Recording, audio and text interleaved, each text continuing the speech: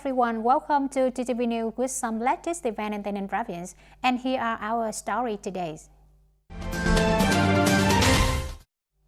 Ladies and gentlemen, the 15th National Assembly continued the question and answer section of its second sitting on November 12th about the four groups of issues in the field of planning and investment. Mr. Trần Hữu Hậu, the National Assembly delegation of the Ninh province, questioned the Minister of Planning and Investment, Nguyễn Chí Dũng, about the contents related to infrastructure, including the key national projects such as the ring number 3 and number 4 streets, Ho Chi Minh City, Mobile Expressway. I'd like to convey to the Minister the concern and expectations of the voters in the Southeast as well as the Ninh province in particular in infrastructure, especially traffic in the southern provinces, including the Southeast. It is very difficult and it is a development bottleneck in one of the most dynamic developing regions of the country. With recent impacts of the pandemic, the budgets of many provinces no longer have the resource for development of investment.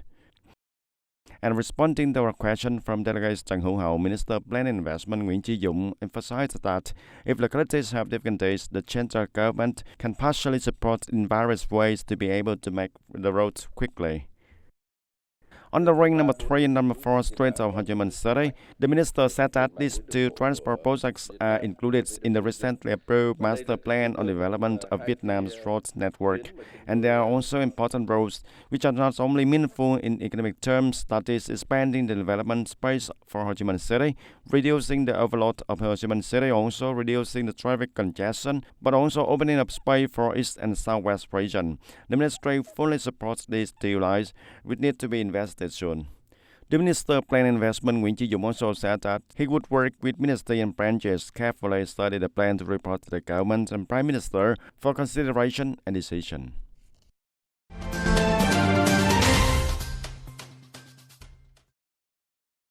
In the afternoon of November the 12th, the Ministry of Labour, Work and Social Affairs held an online opening ceremony of the 2021 National Teaching Festival for Vocational Educators with the participation of more than 400 teachers from different universities, colleges and intermediate schools in 63 provinces and cities nationwide. This year, due to the complicated development of COVID-19 pandemic, the 2021 Teaching Festival will switch from face-to-face to online from November the 12th to 18th. And with the slogan Innovation, Adaptation for Integration, Elevating Vietnamese Labor Skills, the lecture festival will be a source for motivation for teachers to try and improve their professional qualifications and professional skills, and thereby assessing the actual capacity of the teaching staff. And this lecture festival confirms the requirement to adapt to the digital technology context were first set for. The organizer sets very high scoring criteria for obtaining new teaching methods to encourage the teacher creativity as well as improve adaptive capacity in the new context. In the socio-economic development plans for 2022, the government aims at GDP growth of about 6 to 6.5%, CPI expansion of around 4%, and the state budget's overspending equivalent to 4% of the country's GDP. The 6 to 6.5% growth target demonstrated the government's high determination with growth scenarios and economic indicators already under thorough consideration. The resolution comprised 4 articles setting out 15 key development targets, including a per capita GDP of about $3,900, the manufacturing and processing sector contribution to about 25.5 to 25.8% of the GDP, and the average CPI hike of nearly 4%. To realize the goals, the government will focus on implementing an overall strategy of pandemic prevention and control with a roadmap to safe and flexible adaptation and effective control of COVID-19 pandemic while accelerating the mass vaccinations. The group of key tasks and solutions also includes accelerating economic restructuring in combination with reviewing the growth model, improving the efficiency, quality, and competitiveness of the economy, consolidating and strengthening national defense security capacity together with consistently and firmly safeguarding national independence, sovereignty, unity, and territorial integrity, and maintaining an environment of peace and stability and ensuring political security and social safety and order, and also improving the efficiency of external activities, among others.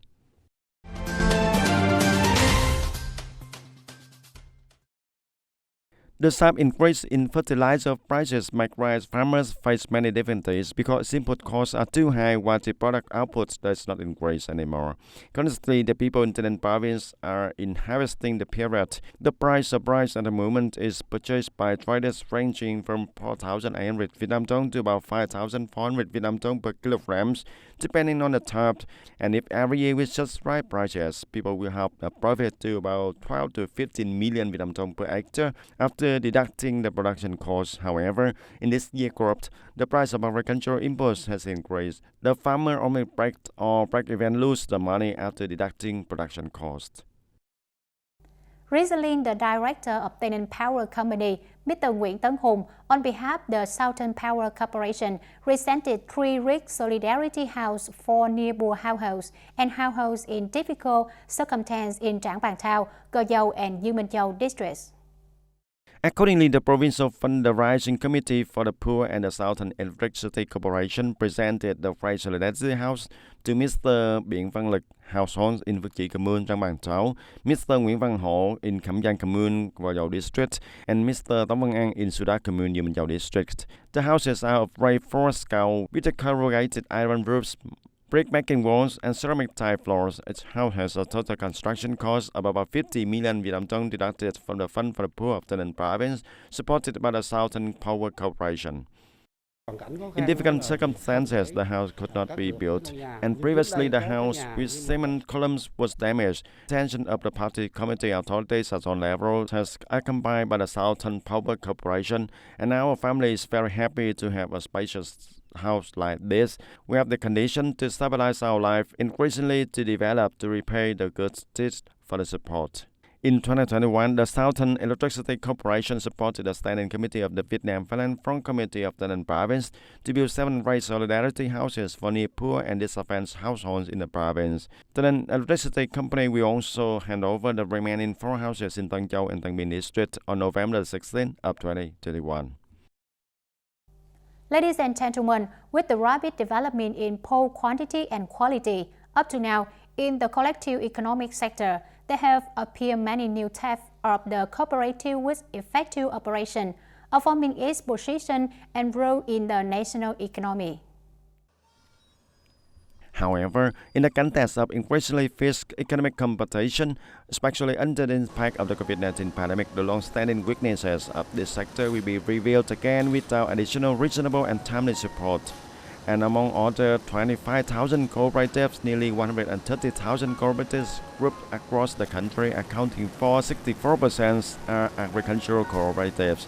This figure shows that the agricultural sector has an important role in the development of the market economy. According to Provincial Cooperative Alliance, by the end of September 2021, there are 119 cooperative groups registered in the province to operate in accordance with the law, of which there are 95 cooperative groups operating in the fields of agriculture, attracting nearly 1,500 members.